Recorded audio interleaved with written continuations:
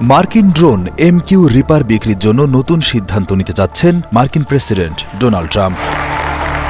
এই ড্রোন আকাশ থেকে দীর্ঘ সময় নজরদারি করতে পারে এবং প্রয়োজনে আক্রমণও চালাতে পারে।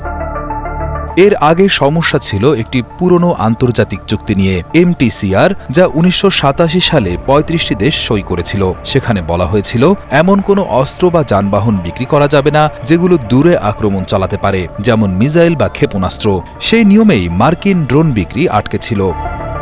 ট্রাম্পের পরিকল্পনা হল ড্রোনকে আর ক্ষেপণাস্ত্র হিসেবে না দেখে বিমান হিসেবে ধরা। যেমন F-16 যুদ্ধ বিমান বিক্রি করা যায়, তেমনি ড্রোনও বিক্রি করা যাবে। এর ফলে আমেরিকার হাতে ড্রোন বিক্রির বিশাল সুযোগ খুলে যাবে। সবচেয়ে বড় ক্রেতা হতে যাচ্ছে সৌদি আরব। তারা একসঙ্গে ১০০রও বেশি MQ-9 ড্রোন চেয়েছে। এটি যুক্তরাষ্ট্র ও সৌদি আরবের মধ্যে সম্ভাব্য $১৪২ মিলিয়ন মার্কিন ডলার বা বাংলাদেশি টাকায় প্রায় ১৭ ট্রিলিয়ন টাকা মূল্যের অস্ত্র চুক্তির অংশ।